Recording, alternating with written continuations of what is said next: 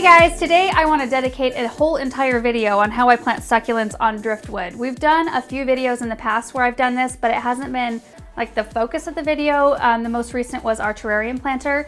I had a piece of driftwood in there that I added some succulents to. We've done succulents on a rock along with air plants. And then actually our Facebook cover photo right now, it's a piece of driftwood with succulents on it. So since it hasn't been the focus, we haven't really touched a lot on how I do it or how long it lasts, how to take care of it, all that stuff. And we get tons of questions about it. So today I'm gonna show you what I do. All right, so let me show you everything that I use for this. First of all, you have to have your rock or your piece of driftwood or whatever you're using as your base. And then you need sphagnum moss. Sometimes it's called green moss. It's the best kind of moss to use for this stuff because it retains moisture long enough for the succulents to suck it up, but then it dries out quickly. The other thing you need is some glue. Some people use tacky gel glue or hot glue.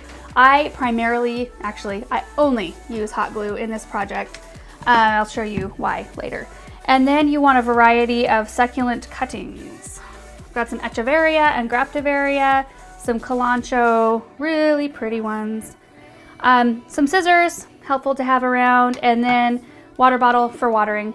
Okay, so the first thing I'm gonna do is glue my moss on, and I'm gonna make sure to get a 1/4 to a 1/2 inch layer on my piece of wood. You can use tacky gel glue for this part, like I said. The reason why I don't like to use it is because it takes forever to dry, and I don't like to wait that long. And for the moss section, like the moss part of this project, it doesn't really matter. So I'm gonna do that quick.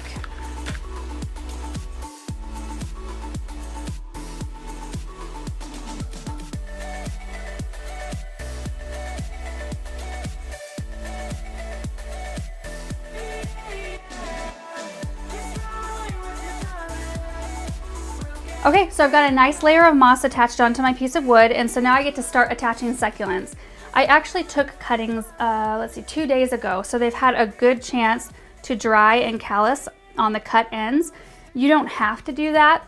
The difference is that I can start watering mine right away, right after I get done attaching everything on. If you don't wait for your succulent cuttings to callus, then you'll want to wait about a week before you water for the first time. And that's the only difference. Okay, so to attach your succulents on, this is the part that I think people get the most freaked out about. I use hot glue. The glue does not hurt them, whether or not it's super hot or cool. It does not hurt your succulent cuttings. They will still root into the moss right around the glue. But I do, after I dot my glue on, I wait for it to cool a little bit. So I put it on, it's super hot, I wait a few seconds, and then it kind of cools down to that tacky consistency, and that's when I'll push my succulent cuttings on. Doesn't hurt them one bit. You'll just want to make sure your cutting is nested really well down into the moss because you want to give it something to root into. A little dab of glue, and then we'll wait just a few seconds. And we'll just push the succulent cutting right into that glue. Nest it really well down into that moss.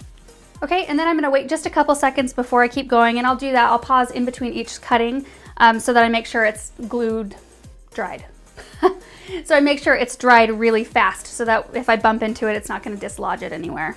I'm gonna use this graptivaria next. Little dab of glue. Wait a little bit.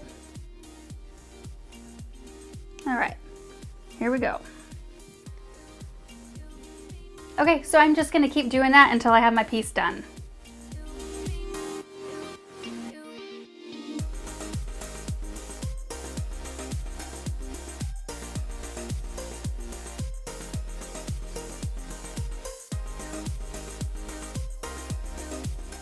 Okay, so once you have all your succulents attached, you're pretty much done. So now it's just maintenance mode. Like I said, if you let your succulent cuttings callus, you can water it right away. I use a spray bottle or my syringe to water, and what I do is I just get in really close, trying not to mist onto the actual succulents because you don't want water to be collecting in the crown. Not good for them. So you just get in there and you just mist the heck out of it until all of the moss is saturated. And if you've got this on a surface that you want to protect, I would probably do this in the sink or put it into a saucer so that the water that runs out of the moss has somewhere to go. And if you didn't let them callus before you did the project, make sure to not to do this step until about a week later. And then you can start watering it. So I'm gonna be putting this in a bright sunny spot in my house that gets approximately like 4 to 6 hours of sunlight, and I'll water it about once a week. And that's pretty much it. So like I said, this is not a long-term project. It'll only last a few months. So what will happen is these succulents will start to produce roots in a few weeks to up to 2 months. Every variety is a little bit different. So they'll just sit there and look pretty for a few months while they're producing roots and starting to root into that moss. And then after that, they may start to put on a little bit of growth, and then you'll know when it gets to a point where, hey, these succulents are getting a little bit too big for this piece of driftwood and it's time to replant them. At that point, you can use a butter knife or something that's got a little bit of a sharp edge, and you can get in there and just kind of gently scrape them off the piece of wood and then replant them in soil.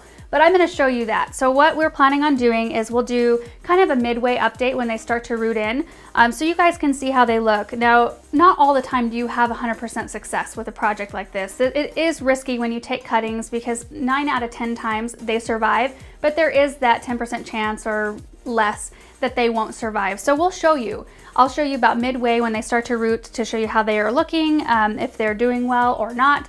And then toward the end, when it's time for them to come off, I'll show you how to remove them and how to replant them. So right now it's late January 2016. So if you are watching this video in the future, you can watch the update ones right up here, or we will put the links in the description below. I hope this answered your questions on how we put together arrangements like this. If you have any other questions, please make sure to comment below. And if you do give this project a try, I would love to see pictures. So post them on our Facebook page. And that's it.